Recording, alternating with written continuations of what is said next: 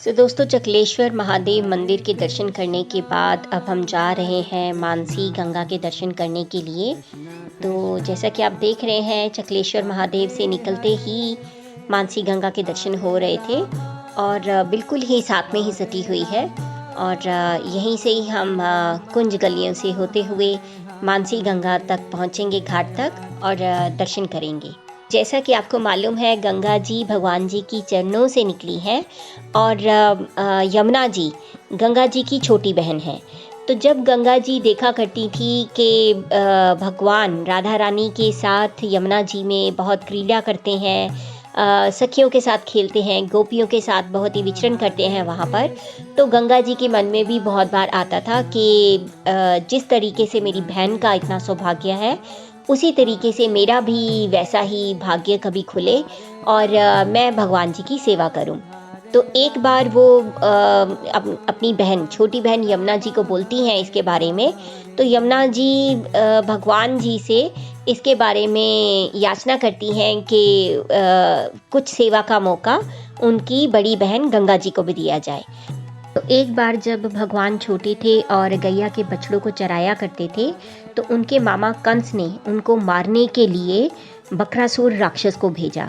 तो बकरासुर बहुत ही चालाक था। उसने क्या किया कि एक छोटे से प्यारे से बछड़े का रूप धारण किया और जाके भगवान जी के जो बछड़े थे उनमें शामिल हो गया। लेकिन भगवान जी तो भगवान हैं, तो उन्हें एकदम से मालूम हो जाता है। तो वो अपने बड़े भाई बलराम को बोलते हैं कि भैया ये देखो, ये जो बीच में बछड़ा है ये अलग है और ये राक्षस है।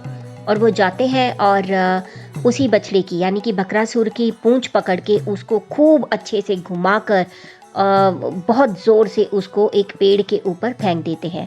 वो पेड़ कपिल वृक्ष होता है और इसलिए भगवान उसको कपिल वृक्ष के ऊपर फेंकते हैं क्योंकि ग्वाल बालों का बहुत मन होता है कपिल वृक्ष के फ्रूट्स खाने का, और पूरे के पूरे फ्रूट्स नीचे झड़ जाते हैं और ग्वाल बाल खाते हैं।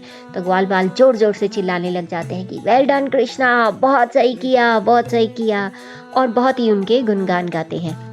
तो उसके बाद ग्वाल बाल उनको बोलते हैं कि अरे तुमने तो गाय के बछड़े को मार डाला, तो ये तो तुम्हारे ऊपर पाप लग जाएगा, तो तुम्हें तो गंगा जी में स्नान करना चाहिए।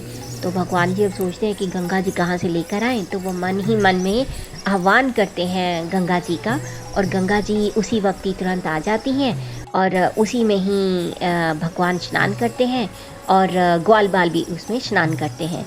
तो क्योंकि ये गंगा जी भगवान के मन से प्रकट होती हैं, इसलिए इनको मानसी गंगा का नाम दिया जाता है। और ये जो पूरी लीला रहती है, ये ग्वाल बाल और भगवान कृष्ण के बीच में एक सीक्रेट के टाइप में रहती है।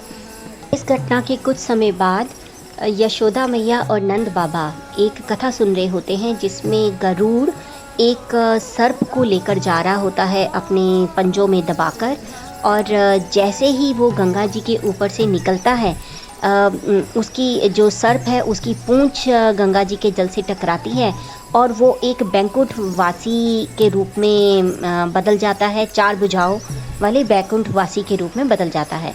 तो जब गरुड़ ये देखते हैं तो उसी वक्त ही वो उसे अपने कंधे पे बिठाकर बैकुंठ में स्वयं छोड़ के आते हैं।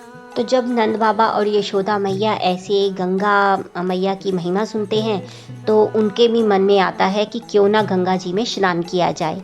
तो जब भगवान कृष्ण ये देखते हैं कि ये तो ब्रज छोड़कर गंगा जी स्नान करने जाएंगे, तो भगवान जो है उन्हें ब्रज में रहना ही पसंद है, वो ब्रज छोड़कर कहीं पर भी नहीं जाते हैं।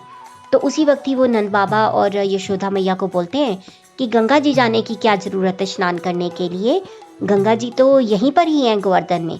तो ये लोग बहुत हैरान हो जाते हैं कि कहाँ पर हैं गंगा जी। तो इतने में फिर भगवान कृष्ण उनको उसी स्थान पर लेकर जाते हैं जहाँ पर मानसी गंगा थी, और वहाँ जाके वो अगेन वो गंगा जी का आह्वान करते हैं और गंगा जी मगरमच्छ के ऊपर बैठकर उनको ब्रजवासियों को दर्शन देती हैं। तो ब्रजवासी और नंद बाबा यशोदा मैया सब समझ जाते हैं कि गंगा जी तो यहीं पर ही हैं, तो कहीं और उन्हें जाने की ज़रूरत नहीं है। तो ये थी मानसी गंगा की महिमा।